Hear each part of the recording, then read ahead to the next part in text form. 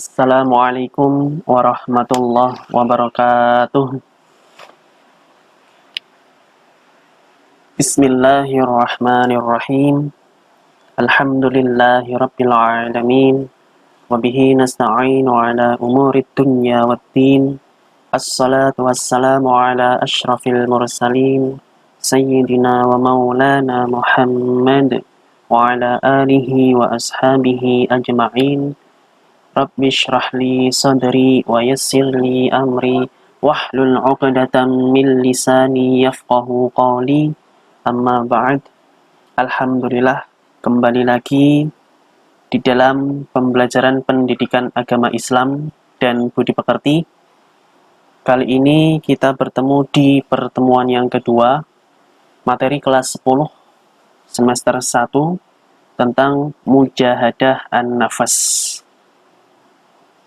atau mengendalikan diri, bisa juga disebut dengan kontrol diri. Pada pertemuan kali ini, kita akan membahas beberapa hal. Yang pertama itu pengertian atau definisi dari mujahadah an-nafas. Kemudian dalilnya, baik dari Al-Quran maupun dari Al-Hadis. Terjemahnya seperti apa, isi kandungannya, asbabun nuzulnya. Tidak lupa kita juga akan belajar tentang tajwidnya di dalil Qur'annya. Kebetulan di pertemuan kali ini, di materi mujahadah an-nafas, dalilnya adalah yang dari Qur'an itu Al-Qur'an surat Al-Anfal ayat 72. Langsung saja, untuk yang pertama adalah pengertian.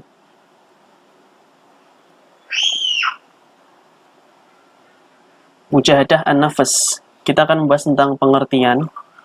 Ada dua istilah atau dua bahasan, yaitu yang pertama adalah secara bahasa dan yang kedua adalah secara istilah. Secara bahasa, mujahadah an-nafas itu berasal dari dua kata, mujahadah dan an-nafas.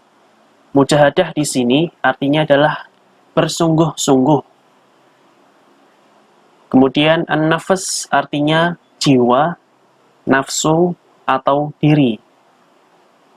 Selanjutnya, secara istilah, mujahadah an-nafas adalah perjuangan yang dilakukan secara sungguh-sungguh untuk melawan hawa nafsu, atau dengan arti yang lain, yaitu bersungguh-sungguh menghindari perbuatan yang melanggar hukum-hukum Allah Subhanahu wa Ta'ala. Anak-anakku sekalian, dalam pembelajaran kali ini, mudah-mudahan kita mendapatkan ridha Allah Subhanahu wa Ta'ala dan mendapatkan ilmu yang bermanfaat. Amin ya rabbal alamin. Selanjutnya, anak-anakku sekalian, perlu kita ketahui bahwasanya kita hidup di dunia ini sebagai manusia memiliki dua jalan. Yang pertama adalah jalan kebenaran. Nah, jalan kebenaran ini adalah petunjuk dari Allah Subhanahu wa Ta'ala. Kemudian yang kedua adalah jalan hawa nafsu. Ini adalah jalan yang diprakarsai oleh setan dan diri sendiri. Mujahadah an-nafas itu sangat penting bagi seorang muslim, karena bagi siapa saja yang melawan hawa nafsu, itu artinya dia mengikuti jalan Allah Subhanahu wa Ta'ala. Kemudian, hawa nafsu itu adalah memiliki kecenderungan atau sebuah kecenderungan kepada perkara yang disukai oleh pribadinya atau disukai oleh dirinya. Kalau ada orang yang sukanya mengumbar hawa nafsu, itu pasti orang yang gampang membuat kerusakan, gampang membuat keonaran, karena hawa nafsu itu adalah pangkal dari kemaksiatan. Kemudian sumber malapetaka dan kemungkaran. Yang berikutnya, setiap manusia yang ada di dunia itu memiliki hawa nafsu. Hawa nafsu itu adalah fitrah manusia. Karena nanti kita akan bahas juga tentang bermacam-macam pembagian hawa nafsu. Hawa nafsu kan ada dua, ada yang baik dan ada yang nggak baik. Itu secara umum ada dua.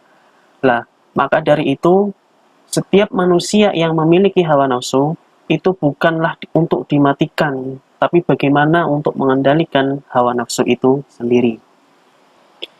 Lalu yang berikutnya adalah melawan hawa nafsu itu adalah salah satu bentuk jihad di jalan Allah. Karena hawa nafsu itu adalah musuh yang betul-betul sangat sulit untuk dikalahkan. Laksana melawan diri sendiri.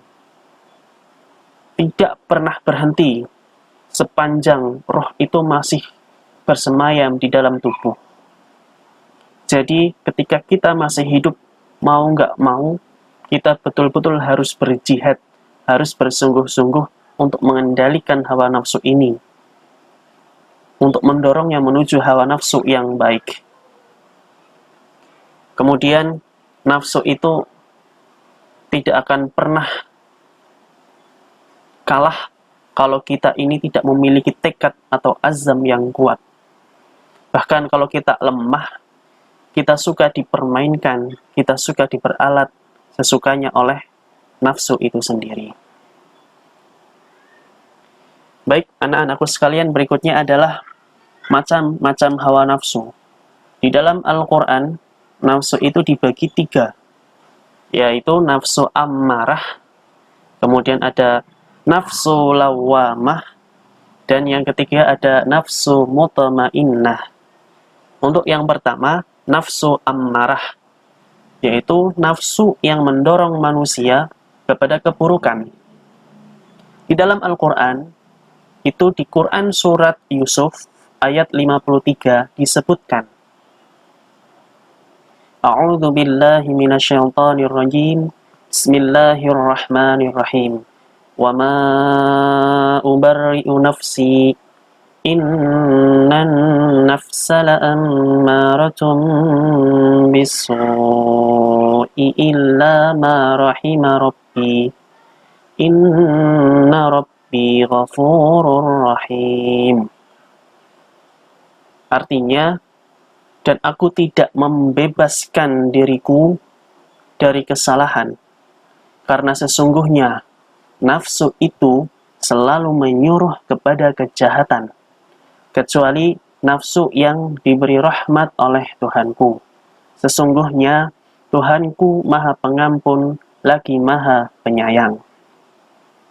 Lalu yang berikutnya adalah nafsu lawamah, yaitu nafsu yang menyesali setiap perbuatan buruk.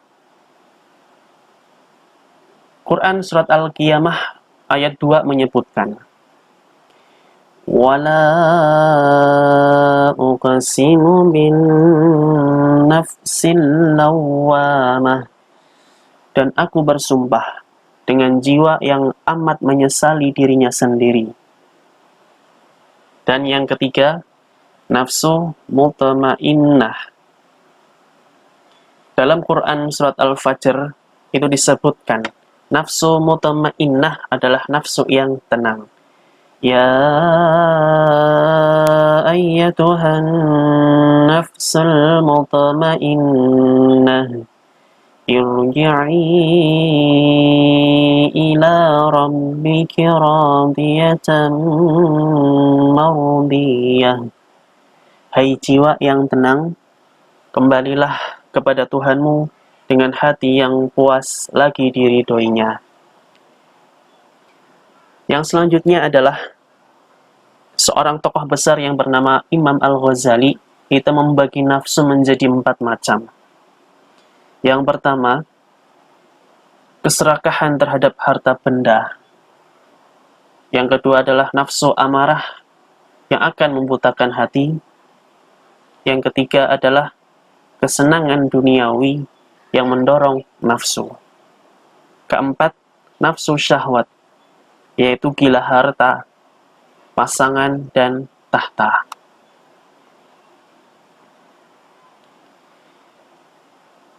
Selanjutnya, ini ada beberapa tips untuk melawan hawa nafsu. Yang pertama, mari kita tahan sumber kekuatannya, yaitu sumber kekuatan nafsunya.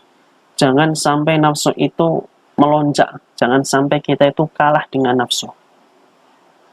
Kemudian, iringi nafsu itu dengan ibadah, bebankan nafsu itu dengan ibadah-ibadah yang banyak, agar nafsu itu bisa tertutup dengan banyaknya ibadah kita kepada Allah Subhanahu wa Ta'ala. Kemudian, di dalam beribadah, kita harus betul-betul mencari ridha Allah Subhanahu wa Ta'ala. Seperti rajin belajar karena ingin mendapatkan ridhonya Allah. Kemudian bekerja, cintailah pekerjaan, tujuannya karena mencari ridha Allah. Kemudian suka menebarkan kedamaian, menebarkan senyum, menebarkan salam, dan senantiasa selalu berdoa kepada Allah Subhanahu wa Ta'ala. Baik, anak-anakku sekalian, kesimpulan dari pembahasan mujahadah an-nafas itu adalah orang-orang yang sanggup melawan hawa nafsu adalah mereka yang beriman kepada Allah Subhanahu wa Ta'ala dan hari akhir.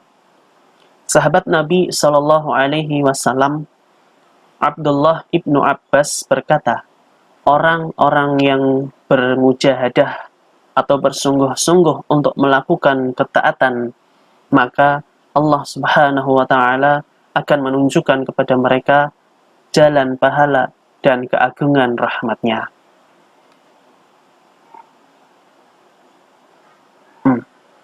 Selanjutnya ini adalah dalilnya yang tadi kita sebutkan di awal, Quran Surat Al-Anfal ayat 72. Baik, anak-anakku sekalian, pada kesempatan kali ini, kita pertama akan membaca terlebih dahulu. Diawali dengan saya membaca, kemudian kalian mendengar, kalian menyimak, dan setelah itu, mari kita bersama membaca Quran Surat Al-Anfal ayat 72. Baik, silahkan disimak baik-baik bacaannya. Setelah itu kita baca bersama-sama.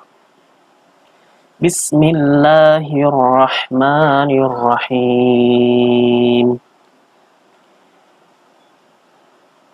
Innal ladzina amanu wa hajaru wa jahadu bi amwalihim wa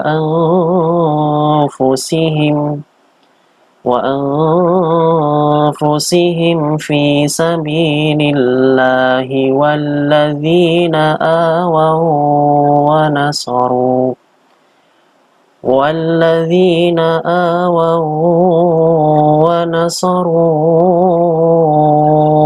ulaika ba'duhum awliya'u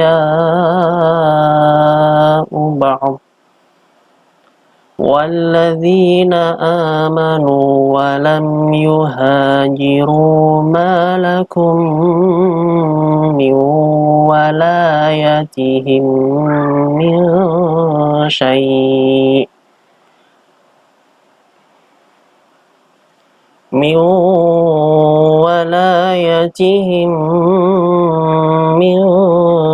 شَيْءٍ حَتَّى يُهَاجِرُوا وَإِنِ اسْتَنصَرُوكُمْ فِي الدِّينِ فَعَلَيْكُمُ النَّصْرُ إِلَّا عَلَى قَوْمٍ بَيْنَكُمْ وَبَيْنَهُمْ مِيثَاقٌ Wallahu bima ta'maluna basir. Baik, mari kita baca sekali lagi bersama-sama. Dimulai dari bacaan basmalah. Bismillahirrahmanirrahim.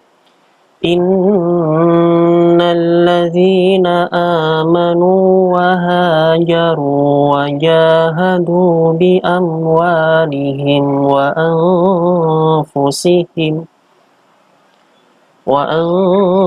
وأنفسهم في سبيل الله والذين آووا ونصروا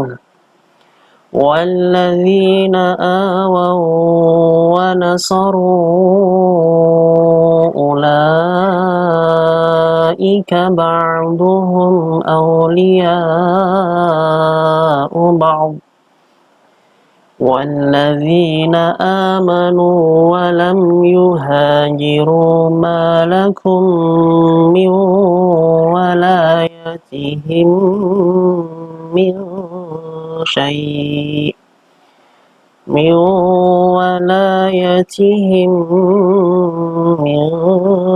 شيء حتى يهاجروا وإن استنصروكم في الدين فعليكم النصر إلا على قوم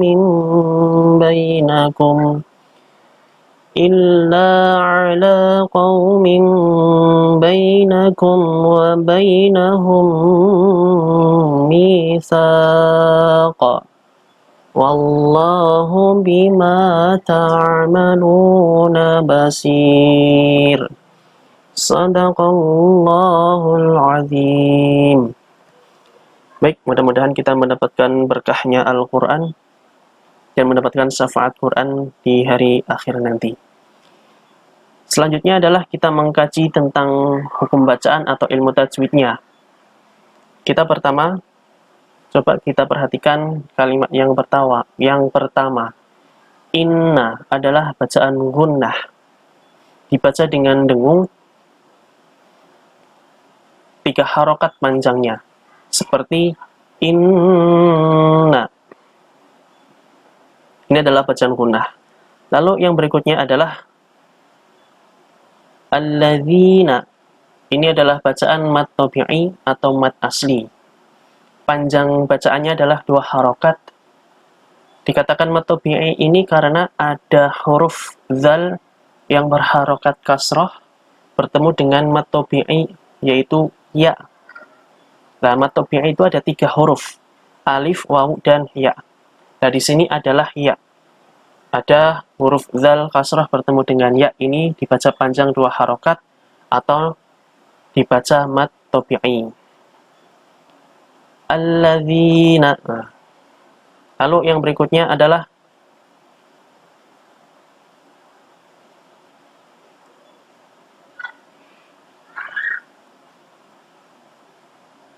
bi amwalihim. Ini adalah bacaan idhar syafawi karena ada mim mati bertemu dengan huruf hijaiyah, salah satu huruf hijaiyah yaitu huruf waw, dibacanya dengan jelas. Yang berikutnya adalah wa anfusihim. Anfu. Ini bacaan ikhfa. Artinya adalah samar-samar. Wa anfusihim. Anfu. Selanjutnya ada lafaz Allahi. Tapi sebelumnya ada fi sabilillah. Ini dibaca tarqiq lamnya. Lamnya dibaca tarqiq atau tipis. Fi sabilillah. Ini dikarenakan ada huruf depan itu huruf lam berharokat kasroh bertemu dengan lam jalalah yaitu Allah, maka dibacanya tarqiq tipis. Fi sabilillah. Tarqiq itu tipis. Lalu yang berikutnya adalah walladzina. Walla. Ini adalah alif lam syamsiyah. Itu karena ada alif lam bertemu dengan huruf syamsiyah yaitu lam. Dan bisa dilihat tandanya di situ ada tasdidnya. Ya, yang berikutnya ada a. Wah, a ini adalah mad badal. Dibaca panjangnya 2 harokat, yaitu A. Ini karena ada huruf mat bertemu dengan hamzah, tetapi huruf mat ini didahului dengan huruf hamzah. Artinya huruf hamzah ini di depannya. Jadi dinamakan mat badal. A waw wa nasoru la oh. Mat badal. Yang berikutnya adalah wa nasoru. Ini adalah mat jaismun fasil.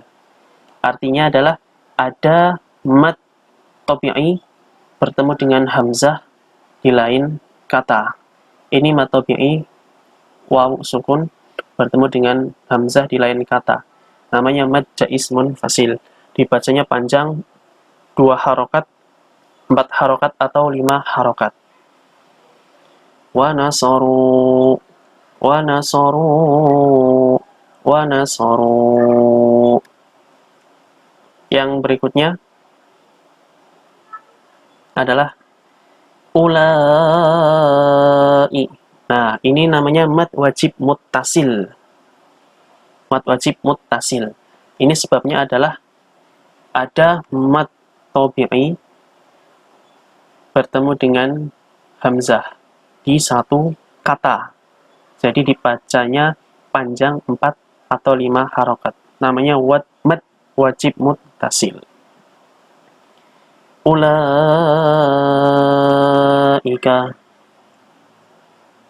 Nah, yang berikutnya adalah malakum. Nah, ini adalah dengung, idgham. Namanya idgham mislain atau idgham mimi atau idgham mutamatsilain. Ini sebabnya karena ada huruf kembar, yaitu huruf mim yang sama. Mim mati bertemu dengan mim. Dibacanya dengan dengung. Malakum min. Lanjutannya miwala. Ada nun mati bertemu dengan wawu, namanya adalah idgham bi gunnah.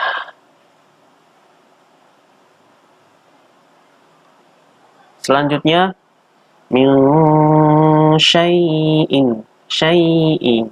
Ini adalah mad lain atau mad lin.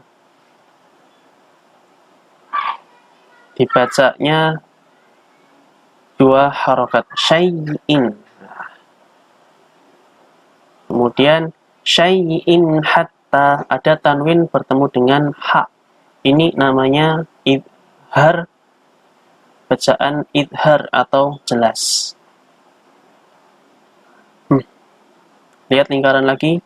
Qaumin bainakum, dibacanya qaumin baina. Artinya ada tanwin bertemu dengan ba. Itu namanya iklab. Mengganti tanwin menjadi mim. Qaumin bainakum. Kemudian misaq. Ini adalah bacaan mad arid lis sukun, yaitu ada mad tabi'i yang di depannya ada huruf sebelum waqaf. Dibaca mati. Bacanya itu panjang 6 harokat. Wa bainahum misaq.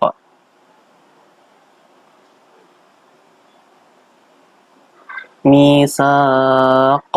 Qaf di situ adalah bacaan qalqalah kubro. Dipantulkan tebal. Misaq. Wallahu. Nah, di sini adalah wallahu, ada harokat fathah sebelum lam jalalah. Ini namanya tafkhim atau bacaan lam jalalahnya tebal. Karena sebelumnya adalah fathah.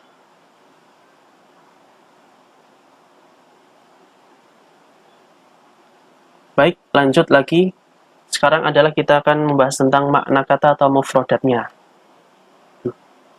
Inna, sesungguhnya, alladzina, orang-orang yang amanu, mereka yang beriman, wahajaru, dan mereka yang berhijrah, wajahadu, dan mereka yang berjihad, bi amwalihim, dengan harta mereka, wa anfusihim, dan jiwa mereka, fi, di sabili jalan siapa Allahi Allah, walladzina dan orang-orang yang awau memberikan perlindungan, wa nasaru dan mereka memberi pertolongan, ulaika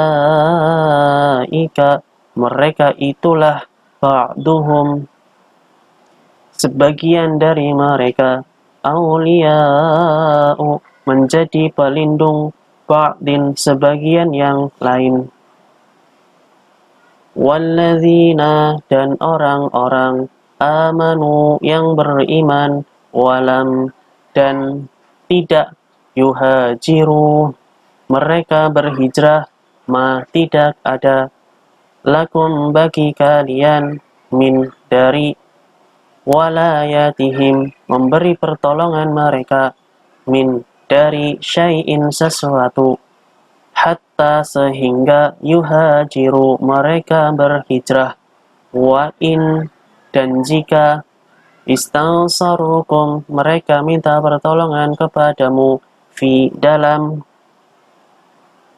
ad-dini agama, fa'alaikum maka wajib atasmu an-nasru memberi pertolongan, illa kecuali ala atas qaumin kaum, bainakum antara kamu, wa bainahum dan antara mereka, misaq perjanjian, wallahu dan Allah bima dengan apa yang ta'maluna kamu kerjakan, basirun maha melihat.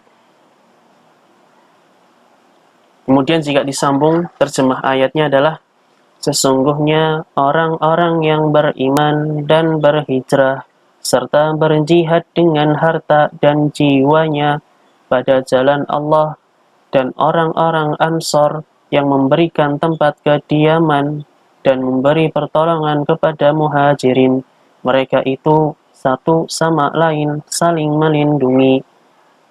Dan terhadap orang-orang yang beriman tetapi belum berhijrah, maka tidak ada kewajiban sedikit pun bagimu untuk melindungi mereka sampai mereka berhijrah.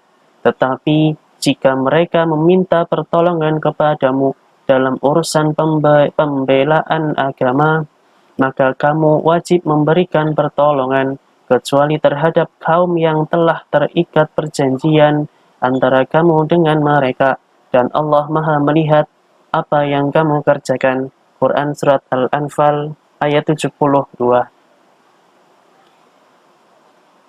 Yang berikutnya adalah asbabun nuzul atau sebab-sebab turunnya ayat ini, yaitu Quran Surat Al-Anfal ayat 72, yang artinya Al-Anfal itu adalah harta rampasan. Menurut Ibnu Munzir, ayat ini turun sebagaimana jawaban dari pertanyaan kaum muslim. Bagaimana kalau kami memberi dan menerima harta waris dari saudara kami yang musyrik? Ayat ini turun sebagai penjelasan bahwa mukmin dan kafir, mukmin dan musyrik tidak saling mewarisi harta. Riwayat lain yang disampaikan oleh Ibnu Sa'ad menyebutkan bahwa Rasulullah Shallallahu Alaihi Wasallam telah mempersaudarakan Zubair bin Awam dengan Ka'ab bin Malik. Zubair berkata, saat perang Uhud, aku melihat Ka'ab terluka parah. Kemudian aku berkata, jika dia meninggal, dia terputus hubungan keluarganya dan aku yang menjadi pewarisnya. Lalu ayat ini turun dan menjadi dasar dalil bahwa warisan itu diberikan bagi orang yang memiliki hubungan kerabat, pernikahan, dan satu agama. Baik, yang berikutnya isi kandungan ayat Quran Surat Al-Anfal ayat 72. Yang pertama adalah di ayat tersebut itu dijelaskan tentang adanya peristiwa hijrah, perpindahan dari kota Mekah menuju Madinah. Dalam hal ini, hijrah ada 3 golongan. Yang pertama adalah kaum muhajirin, yang kedua kaum ansor, dan yang ketiga kaum muslimin yang di Mekah. Yang pertama, kaum muhajirin. kaum muslimin yang ikut berhijrah bersama Rasul ke Mekah, ke Madinah maksudnya. Kaum muhajirin yaitu kaum muslimin yang ikut berhijrah bersama Rasul ke Madinah. Ini adalah kaum muhajirin ikut berhijrah dari Mekah ke Madinah. Kemudian kaum Ansor yaitu penduduk Madinah yang menyambut dan menolong kaum muhajirin. Kaum pribumi Madinah yang ikut menyambut kedatangan Rasul dan muhajirin untuk tiba di kota Madinah. Lalu yang berikutnya adalah kaum muslimin yang tidak ikut berhijrah ke Madinah, artinya mereka masih tetap tinggal di Mekah. Kemudian di dalam ayat itu juga dijelaskan bahwasanya dua golongan ini, yaitu kaum muhajirin dan kaum ansor, mereka ini saling melindungi, hidup berdampingan dan saling tolong-menolong. Ta'awanu 'alal birri wat taqwa. Kemudian kaum muhajirin dan kaum ansor, mereka itu bekerja sama, berjuang bersama Rasulullah dengan hartanya, dengan jiwanya, atas dorongan keimanan yang kuat kepada Allah Subhanahu wa Ta'ala. Lalu yang berikutnya dalam Quran surat Al-Anfal ayat 72 ini dijelaskan di bagian akhir ayatnya bahwasanya Allah itu maha melihat dan maha mengetahui apa yang dilakukan oleh hambanya. Maka dari itu, kita sebagai seorang muslim harus menjalin hubungan antar umat Islam dengan kuat dan kokoh. Jangan sampai goyah. Kemudian, saling membina kasih sayang antar umat Islam, tebarkan kasih sayang, dan jangan sampai kita saling mencaci dan membenci. Sesama orang beriman, kita harus saling membantu, tolong-menolong, dan saling memperkuat satu sama yang lainnya. Suka menutupi aib temannya, saudaranya, atau yang lainnya. Kemudian, kita sebagai seorang muslim yang taat, perlu adanya kesungguhan bagi setiap muslim untuk memikul beban perjuangan. Allah Subhanahu wa Ta'ala mengingatkan kita dengan teladan dan contoh yang bagus oleh dua golongan, yaitu muhajirin dan ansor, bahwasanya kesuksesan dan keberhasilan itu dipengaruhi oleh komitmen yang tinggi, janji yang kuat, dan ikhtiar. Lalu umat Islam semuanya harus melakukan hijrah, perpindahan dari yang tidak baik menjadi yang baik, dari yang baik menjadi yang lebih baik. Semua itu tujuannya hanyalah karena ingin mencari ridhonya Allah Subhanahu wa Ta'ala. Yang berikutnya adalah perilaku kita sebagai seorang muslim yang mencerminkan ayat itu yang seperti apa. Yang pertama, hendaklah kita saling melindungi satu sama lainnya. Kita wajib memberikan pertolongan kepada seseorang atau satu kaum yang membutuhkan pertolongan terkait dengan pembelaan agama. Jangan sampai saudara kita yang seagama tertindas, terzolimi oleh kelompok agama yang lain misalkan. Seperti kejadian-kejadian beberapa waktu yang lalu, muslim-muslim di Uighur sana, muslim di Rohingya dan lain sebagainya, mereka itu teraniaya oleh kaum yang lain. Maka kalau kita punya kekuatan, wajib bagi kita untuk menolong dan membela agama. Lalu yang berikutnya adalah kita sebagai seorang muslim harus memiliki jiwa yang sabar, jiwa yang tabah, serta keimanan yang kuat. Kita harus menjunjung tinggi semangat juang untuk membela agama yang hak dan bersedia berkorban dengan apapun yang kita punya, baik harta maupun jiwa. Antar sesama, yang tua dan yang muda, yang kaya dan yang miskin harus saling tolong-menolong, saling nasihat-menasehati. Yang berikutnya, lanjut ke kajian hadis tentang kontrol diri. Ini hadis yang diriwayatkan oleh Abu Hurairah radhiyallahu anhu.